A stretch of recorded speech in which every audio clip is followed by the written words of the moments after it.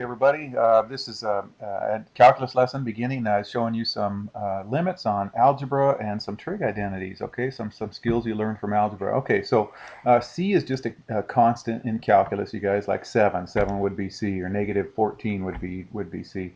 If a function is continuous with no breaks or holes or asymptotes, then the limit of f of x when x approaches c is just f of c. So you can just directly substitute it in. As long as there's no breaks or anything, then you can just substitute it in. I'll show you some examples. So here's some common sense theorems.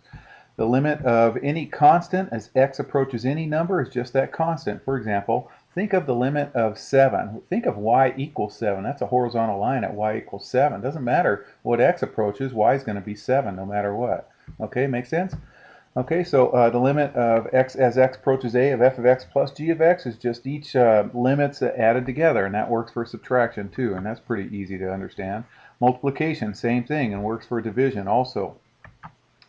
Okay, and then the limit of f of x to the n power is just whatever that limit is to the n power right there. Okay, so whatever x is approaching right here, whatever that limit is just to the n power. Okay, easy enough. And so here's some algebra strategies. So substitute it in your x equals a into the function, but if it's undefined, then do some algebra manipulation like factoring or conjugates, etc., to change it up, and then repeat step 1. Substitute in your x equal a, and if that doesn't work, then repeat step 2. Do some more manipulating. You'll get to it sooner or later. And just a precaution, I'll show you this in the next lesson. You guys need to be careful of domain issues. Sometimes your x answer will be outside the domain issues. Okay, so just watch for those restrictions. Again, that's in the next lesson. So find each limit if it exists. Okay, here's the first one here. Limit as x approaches negative 3 of x squared plus x minus 6 over x plus 3. Okay, if I plugged in negative 3, I get 0 in the denominator, and we can't have 0 in the denominator, so I'm going to do some factoring skills from Algebra 1. Okay, and you remember the x plus 3's cancel, so I'm left with x minus 2. Now I can just substitute in negative 3. Negative 3 minus 2 is going to be negative 5.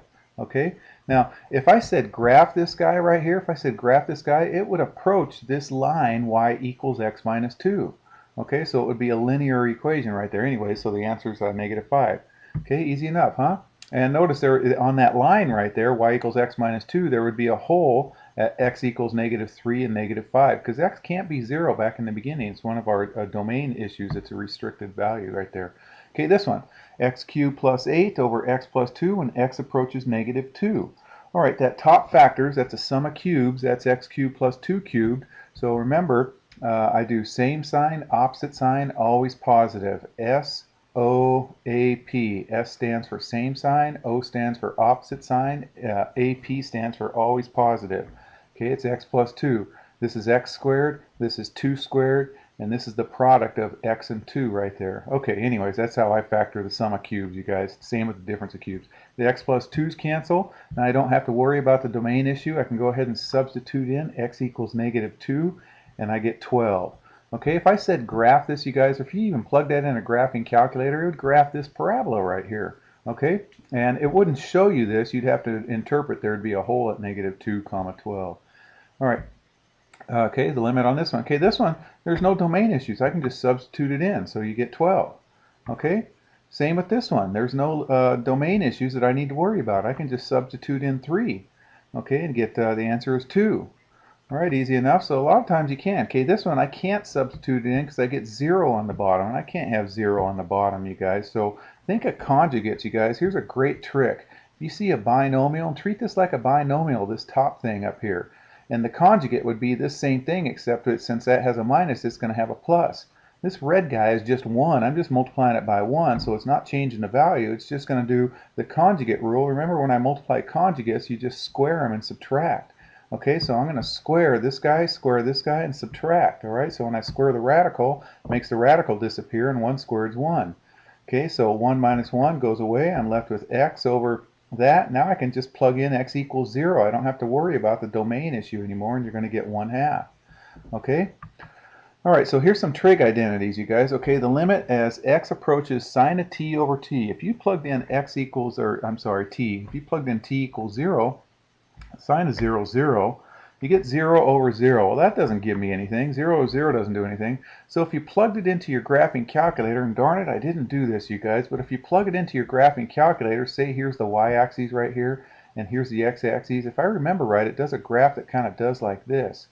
And it goes right, does a little up-de-doo right there at y equals 1 right there.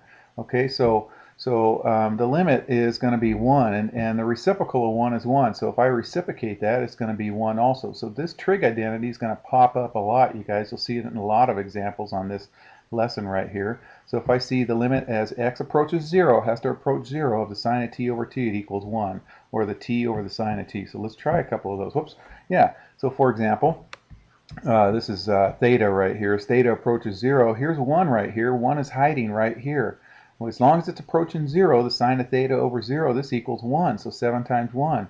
Over here, I have the sine of 3t. Well, this 3t and this guy needs to match up. It needs to match up with that angle right there. So what I'm going to do is multiply this by 1, so I get a 3t downstairs. And then there's my 1, that red sort of circle-y kind of thing right there. That's my 1, so this is 1 times 3, so this one's 3. Okay? All right, so here's another one right here. I'm going to show you by doing the conjugate trick on this guy. Okay, and then 1 minus cosine squared is just sine squared. All right, and then check this out, you guys. Sine squared is sine of t times sine of t. There should be a little multiplication symbol in right there. Okay, and then can you see your 1? Here's 1 right here. Right there, okay? And then there's my 1 right there. So I get 1. You can substitute in 0 right now. 0 over in cosine of 0 is 1. So 0 over 1 plus 1, 0 over anything is 0. Sorry, 1 times 0 is 0. Okay, so here's 2 more identities that you need to know, you guys. 1 minus cosine of t over t equals 0. And cosine of t minus 1 over t also equals 0. Okay, so that's when t approaches 0. Let's try some of these, you guys. Okay, so if I plugged in 0, I get 0 over 0. Well, that's nothing, you guys. That's undefined. So change things to sines and cosines. Okay, so I did that right there. Do you see your imaginary 1 when I do that? Right there. There's 1 right there. Okay, so I get 1 over 2 times 1, which is 1/2. Okay, let's try it with this one here. All right, when I plugged in 0, I get some number over 0. Well, that's crap. I can't have that, you guys. Sorry about that. So try separating it up into separate pieces of the fraction, you guys, because look, this 1 minus cosine sure looks like an identity right there. And do you see the identity happening right there?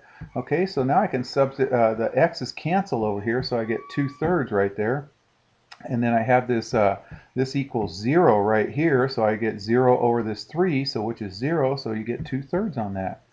Pretty groovy, huh? All right, let's try this one. Here I'm going to factor out an x out on top right there. And then notice the x's are going to cancel. Now you can plug in x equals 0 right there. Cosine of 0 is 1. And then you get 1/2 on that one right there. And if you're in my class, I would assign that as your homework assignment.